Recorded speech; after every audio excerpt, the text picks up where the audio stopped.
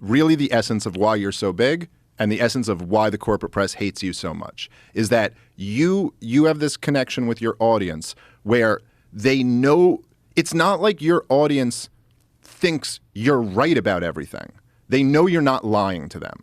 And that's a really important distinction. It's not necessarily like you might be wrong about some stuff, and you often will admit, it's like, I got this wrong or whatever. You'll correct yourself in real time.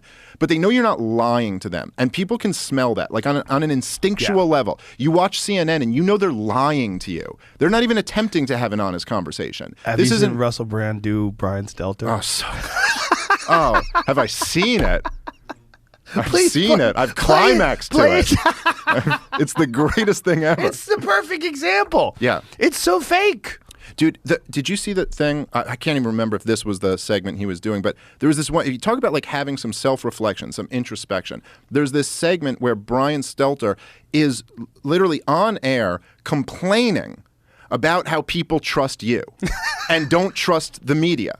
And he's like, but Joe Rogan just gets up there and wings it. And he's got this huge audience and everyone trusts him. And then we have journalists and newsrooms and fact checkers and they don't trust us. And you're like, dude, can you are really going to talk about this and not have an ounce of self-reflection and go, hey, why is that?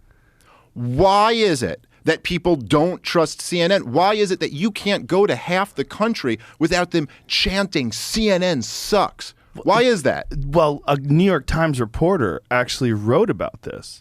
And he said, instead of demonizing Rogan, let's find out why people trust him. Isn't that so obvious? And people started attacking him. Yeah. Why do they trust him over us? And people are like, fuck you! I have a... Play this. Play this. Sounds great, but not all opinions are created equal. No, listen here, Sonny Jim. You're not only making people not trust you, you're making them not trust me. Who just wing it, who make it up as they go along. And because figures like Rogan are trusted by people that don't trust real newsrooms. They're like, why don't people trust me? They trust Rogan, but I'm perfectly trustworthy. Look how loose my tie knot is. Joe Rogan's irresponsible. He took horse maggot medicine the other day. Now tell me, sir, and don't tell me anything other than this, should there be a war? Yes, there should be a war. Interview's done. I'd like to see you do that, Joe Rogan. Which sounds great, but not all opinions are created equal. Like, well, I what, mean, that yours are? But that is, Look, I mean, they have he a is right. fully vaccinated chart. What is that chart? What's that thing to the right? New deaths, 7-day average. Jesus Christ, what are you selling? What is that? But by the way, you want to talk about processed information? How processed is that? New deaths, 7-day average. Like, okay, show me the comorbidities. Well, right. Show, like, none of they're not going to show you any of the data that is actually relevant. They're not going to break it down in a meaningful way. But I just think that somewhere along the lines in this country, now that we have the opportunity to, because of the internet and podcasts and things like this, and because guys like Brian Stelter at CNN, these guys have been so, in the 21st century alone, so catastrophically wrong about so many important things, like so many, that nobody trusts them anymore. They smell that this is phony, and they don't want that. And I think what I don't think intentionally, but I think just because it's your nature, what you kind of figured out is that people were really craving just an authentic conversation. Yes. Where people can be flawed and people can just talk about, things that matter and talk about them from a real perspective and just have a conversation. I'm not putting on a show for you here. I'm not going, hello, everybody, and welcome to the Joe Rogan podcast today and this blah, blah, like none of that. Let's be human beings here. And that was really attractive to a lot of people. And I mean, look, man, these guys, listen, the amount of contempt I have for the corporate press, I cannot overstate. I mean, these are, in my opinion, and I think an opinion that's, like he said, not all opinions are equal. Like, I think this opinion is better than his. They are objectively the mouthpieces for war criminals. That's what they do. And the idea that they would have the nerve to accuse you of spreading disinformation.